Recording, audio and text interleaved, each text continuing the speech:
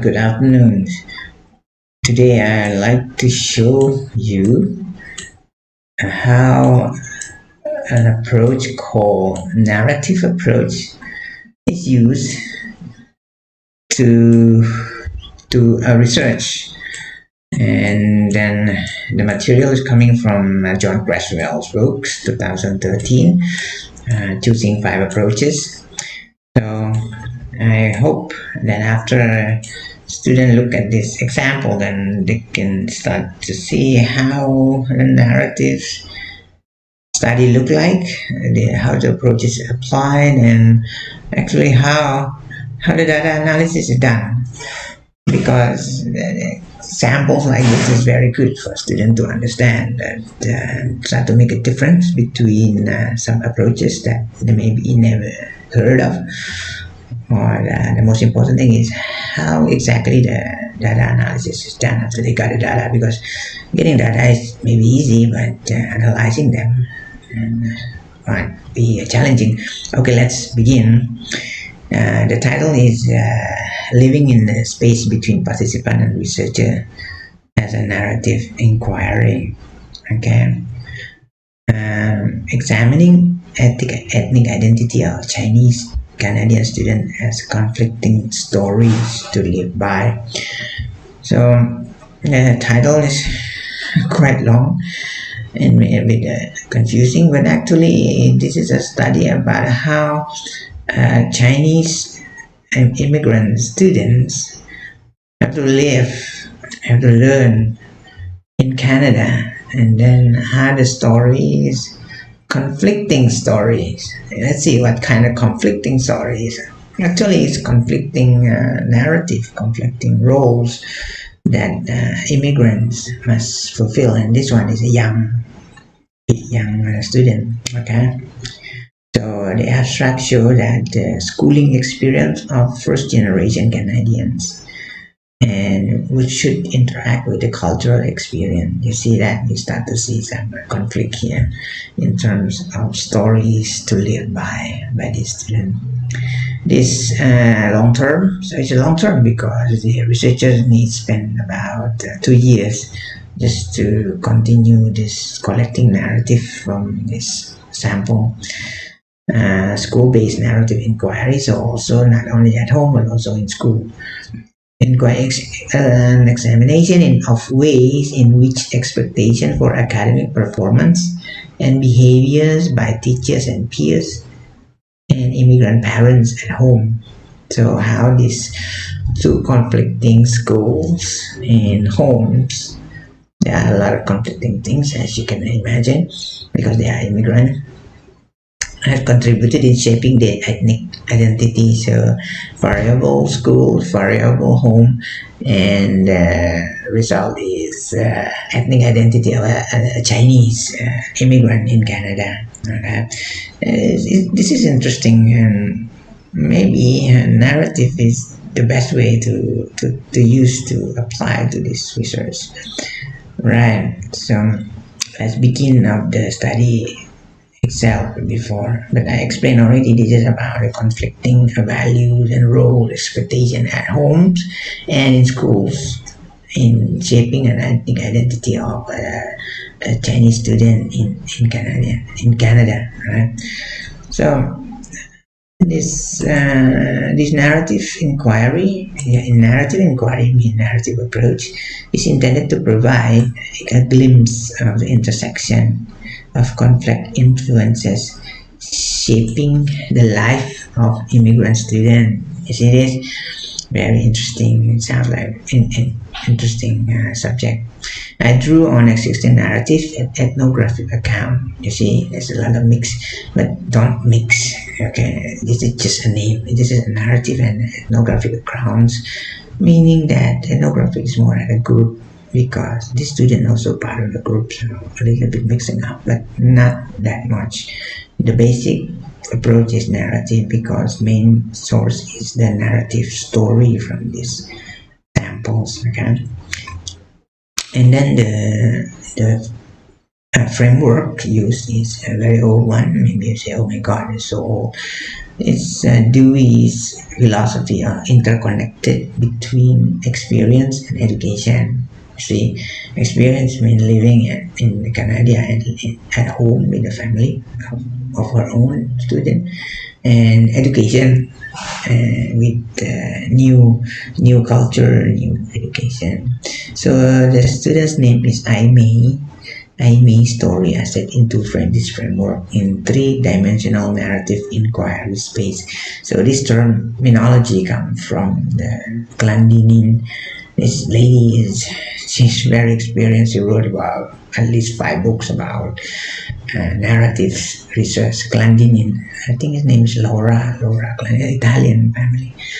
So it's set into this framework. The story is put into framework. This is the technique that we use when you study. We have a framework, and then the data we put, just like meat, we put in a machine and we create something.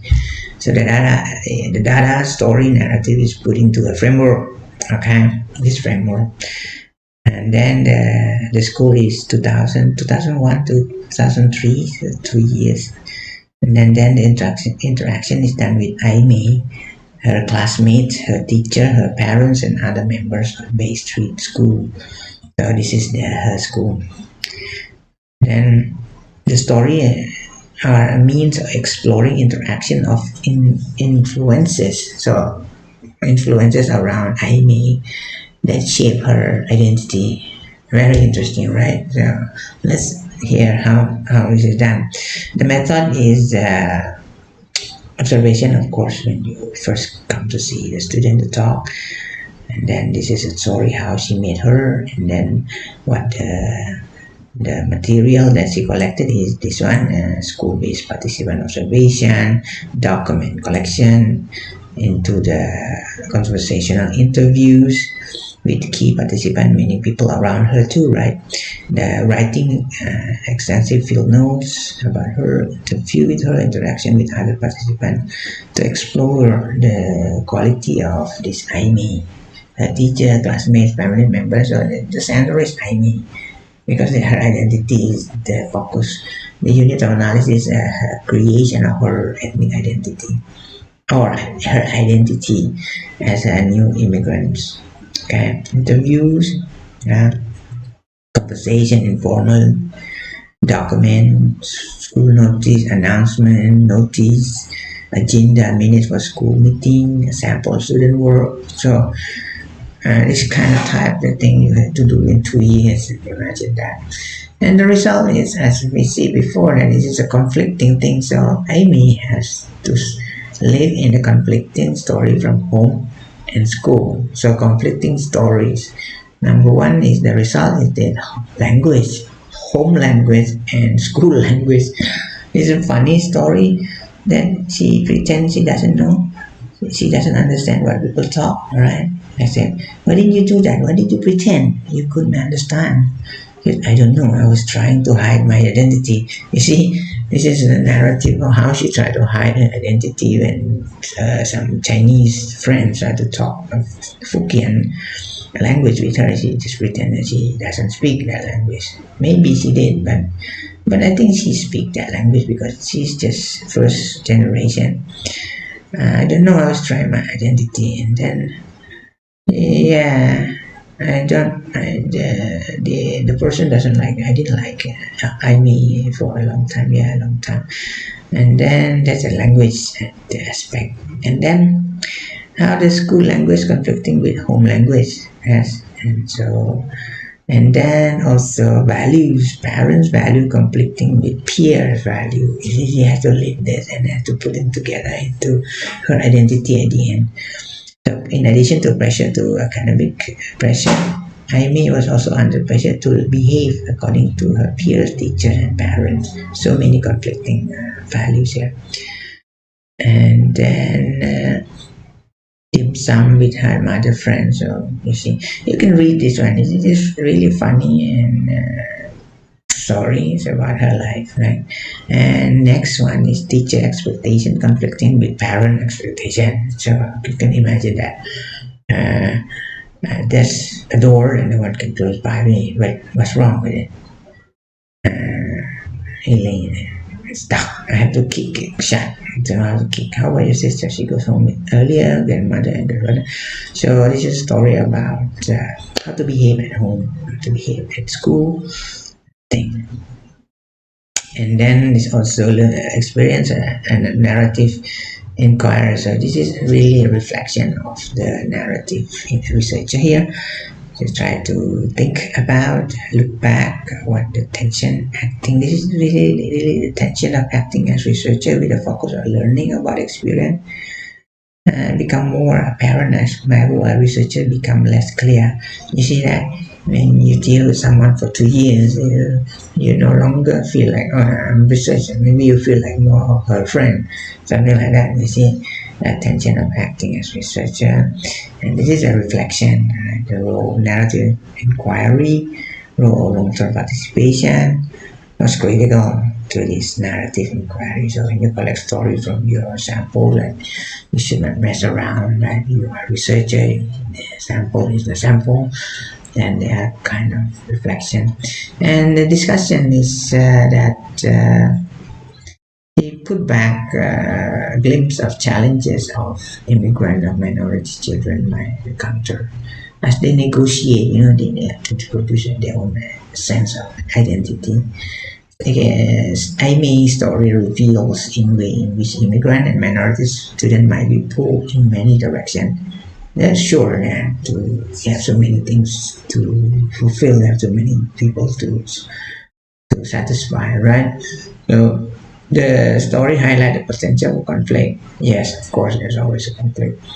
Amy needs to determine which aspect of her home and school community she incorporates into her own set of value. So you see how she produced her value out of this new situation. Alright. This knowledge, this is a value contribution of this researchers that inform the work of teachers and administrators as they attempt to meet the needs of this diverse student population. This is very important data for them, right? And then main story or experience may be referred to as an example of light-based literary narrative, right? And this study contributed to the body of student lore introduced by Schubert and Ayers.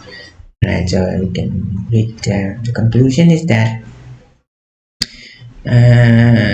this way to examine student experience is also a means of acknowledging the complexity of schooling and teacher preparation. So you see, this is very complex. It's not just about identity of a student. It's the whole activity of schools and parents at the end. Okay, but maybe you might wonder when you come back, what is the research question, right? And maybe I need to tell you what is the research question. Research question is not told here, right? Because it's hidden, very well hidden into the exposition of the story, the narrative of the story. But I find that